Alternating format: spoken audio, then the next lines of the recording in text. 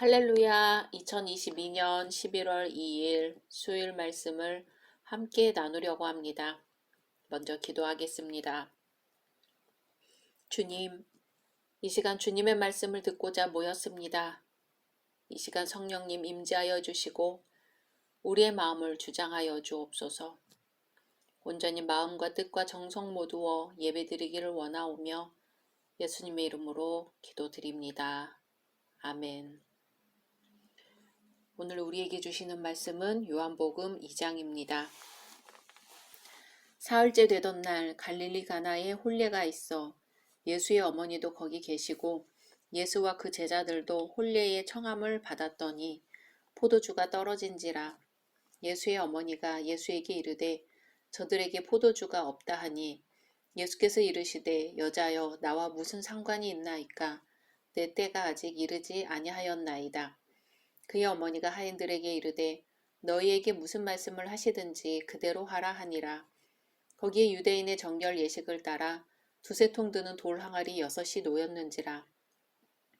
예수께서 그들에게 이르시되 항아리에 물을 채우라 하신즉 아귀까지 채우니 이제는 떠서 연회장에게 갖다 주라 하심에 갖다 주었더니 연회장은 물로 된 포도주를 맛보고도 어디서 났는지 알지 못하되 물 떠온 하인들은 알더라. 연회장이 신랑을 불러 말하되 사람마다 먼저 좋은 포도주를 내고 취한 후에 낮은 것을 내거늘 그대는 지금까지 좋은 포도주를 두었도다 하니라. 예수께서 이 첫 표적을 갈릴리 가나에서 행하여 그의 영광을 나타내심에 제자들이 그를 믿으니라. 그 후에 예수께서 그 어머니와 형제들과 제자들과 함께 가버나움으로 내려가셨으나 거기에 여러 날 계시지는 아니하시니라. 유대인의 유월절이 가까운지라. 예수께서 예루살렘으로 올라가셨더니 성전 안에서 소와 양과 비둘기 파는 사람들과 돈 바꾸는 사람들이 앉아 있는 것을 보시고 노끈으로 채찍을 만드사 양이나 소를 다 성전에서 내쫓으시고 돈 바꾸는 사람들의 돈을 쏟으시며 상을 엎으시고 비둘기 파는 사람들에게 이르시되 이것을 여기서 가져가라. 내 아버지의 집으로 장사하는 집을 만들지 말라 하시니 제자들이 성경 말씀에 주의 전을 사모하는 열심이 나를 삼키리라 한 것을 기억하더라.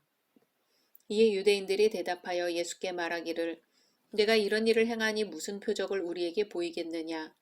예수께서 대답하여 이르시되 너희가 이 성전을 헐라. 내가 사흘 동안에 일으키리라.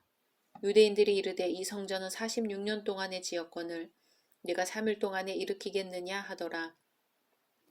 그러나 예수는 성전된 자기 육체를 가리켜 말씀하신 것이라. 죽은 자 가운데서 살아나신 후에야 제자들이 이 말씀하신 것을 기억하고 성경과 예수께서 하신 말씀을 믿었더라.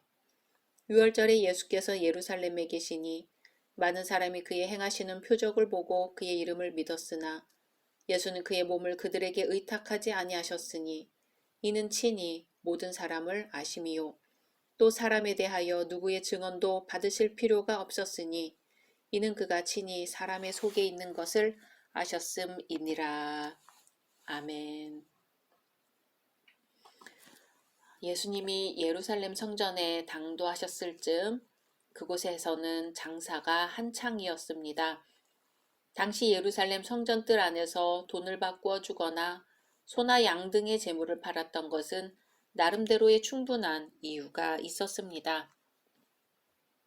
먼저 성전 안에서 환전이 이루어지게 된 경위를 보면 이렇습니다.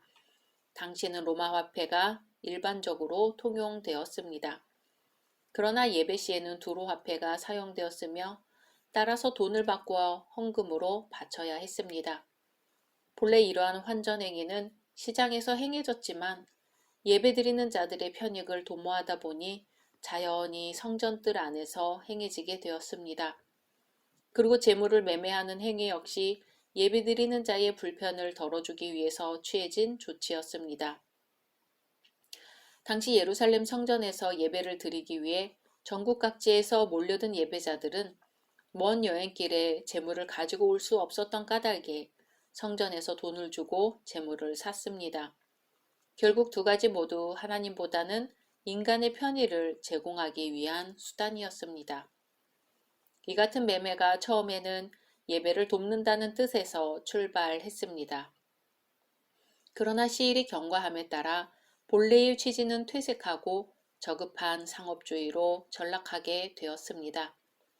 재물을 사고 파는 과정에서 엄청난 폭리가 취해진 것이지요.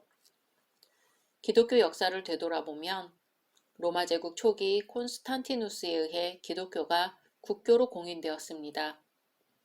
기독교는 세속 정권과 결탁하고 인간의 유익을 갈구하게 되었습니다.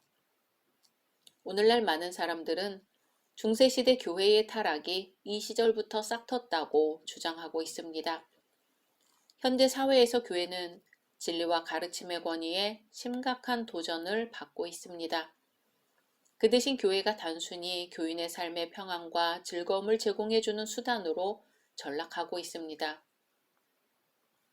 교회는 좀 더 편하고 안락한 교회 생활을 원하고 있고 교회는 이 요구에 굴복하고 맙니다. 결국 도도히 밀려오는 세속주의의 물결 앞에 교회가 흔들리는 셈입니다. 예수님의 말씀은 바로 이러한 오늘의 예루살렘 성전을 정화하시려는 말씀입니다. 예레미야 선지자는 거짓된 예배에 대해 이렇게 적고 있습니다. 그런즉 너는 이 백성을 위하여 기도하지 말라. 내가 너를 듣지 아니하리라. 너는 그들이 유다 성읍들과 예루살렘 거리에서 행하는 일을 보지 못하였느냐. 자식들은 나무를 줍고 아비들은 불을 피우며 그들이 또 다른 신들에게 전제를 부음으로 나의 도를 격동하느니라. 아멘. 이것은 형식과 내용, 곧 실생활이 전혀 일치되지 않는 신앙생활에 대한 무서운 경고의 말씀입니다. 오늘 예수님의 분노는 그런 것이었지요. 당시 유대인들은 예배의식 그 자체에 집착하며 과다한 재물과 정기적인 헌물을 드림으로써 구원받는 줄 착각했습니다. 그러나 그들의 속마음과 실생활의 면면들은 하나님께서 요구하시는 의와 진리에서 너무나 멀리 벗어나 있었습니다. 이렇게 하나님께 드릴 재물에 집착했다는 것은 결국 그들 자신의 공로로 구원을 얻고자 했음을 보여줍니다. 이러한 상황에 예수님이 나타나셔서는 이런 관행을 엄숙히 꾸짖으시는 거죠. 비둘기 파는 사람들에게 이르시되 이것을 여기서 가져가라. 내 아버지의 집으로 장사하는 집을 만들지 말라 하시니. 아멘.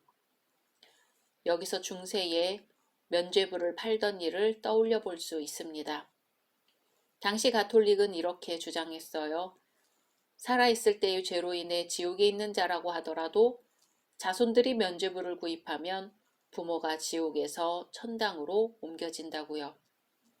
자손들의 효성에 불을 당기는 아주 기막힌 발상이었지요.